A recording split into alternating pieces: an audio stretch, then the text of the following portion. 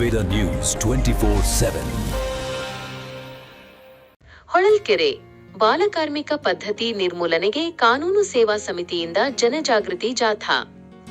ಹೊಳಲ್ಕೆರೆ ತಾಲೂಕಿನ ಕಾನೂನು ಸೇವಾ ಸಮಿತಿ, ಪೊಲೀಸ್ ಇಲಾಖೆ, ಸಾರ್ವಜನಿಕ ಶಿಕ್ಷಣ ಇಲಾಖೆ ಹಾಗೂ ವಿವಿಧ ಶಾಲಾ ಕಾಲೇಜುಗಳ ವಿದ್ಯಾರ್ಥಿಗಳ ಸಹಯೋಗದಲ್ಲಿ ಶುಕ್ರವಾರ ಪಟ್ಟಣದಲ್ಲಿ ಬಾಲಕಾರ್ಮಿಕ ವಿರೋಧಿ ದಿನಾಚರಣೆ ಅಂಗವಾಗಿ ಹಮ್ಮಿಕೊಳ್ಳಲಾಗಿದ್ದ ಬೃಹತ್ ಜನಜಾಗೃತಿ ಜಾಥಾ ಯಶಸ್ವಿಯಾಗಿ ಜರುಗಿತು.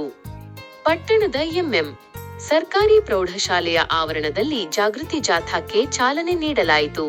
ಪ್ರಧಾನ ಸಿವಿಲ್ ನ್ಯಾಯಾಲಯದ ನ್ಯಾಯಾಧೀಶರಾದ ಹರ್ಷದ್ ಎ. ಅನ್ಸಾರಿ ಹಾಗೂ ಅಪರ ಸಿವಿಲ್ ನ್ಯಾಯಾಲಯದ ನ್ಯಾಯಾಧೀಶರಾದ ಹನುಮಂತರಾಯಪ್ಪ ಬಿ.ಆರ್. ಅವರು ಜಂಟಿಯಾಗಿ ಹಸಿರು ನಿಶಾನೆ ತೋರಿಸುವ ಮೂಲಕ ಜಾಥಾಕ್ಕೆ ಅಧಿಕೃತ ಚಾಲನೆ ನೀಡಿದರು. ಪ್ರಮುಖ ರಸ್ತೆಗಳಲ್ಲಿ ಸಾಗಿದ ಜಾಥಾ.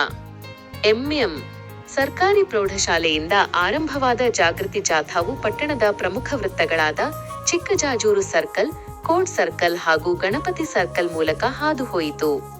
ಜಾಥಾದುದ್ದಕ್ಕೂ ವಿದ್ಯಾರ್ಥಿಗಳು ಬಾಲಕಾರ್ಮಿಕ ಪದ್ಧತಿಯ ವಿರುದ್ಧ ಘೋಷಣೆಗಳನ್ನು ಕೂಗುತ್ತಾ ಸಾರ್ವಜನಿಕರಲ್ಲಿ ಜಾಗೃತಿ ಮೂಡಿಸಿದರು.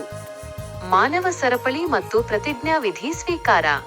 ಜಾಥಾವು ಗಣಪತಿ ವೃತ್ತಕ್ಕೆ ತಲುಪಿದಾಗ ಅಲ್ಲಿ ನೆರೆದಿದ್ದ ವಿದ್ಯಾರ್ಥಿಗಳು, ಅಧಿಕಾರಿಗಳು ಮತ್ತು ಸಾರ್ವಜನಿಕರು ಬೃಹತ್ ಮಾನವ ಸರಪಳಿ ರಚಿಸಿದರು. ಇದೇ ಸಂದರ್ಭದಲ್ಲಿ ಬಾಲಕಾರ್ಮಿಕ ಪದ್ಧತಿಯನ್ನು ಸಂಪೂರ್ಣವಾಗಿ ತೊಡೆದುಹಾಕುವ ಕುರಿತು ಎಲ್ಲರೂ ಒಟ್ಟಾಗಿ ಪ್ರತಿಜ್ಞಾವಿಧಿ ಸ್ವೀಕರಿಸಿದರು. ಪ್ರಮುಖರ ಉಪಸ್ಥಿತಿ.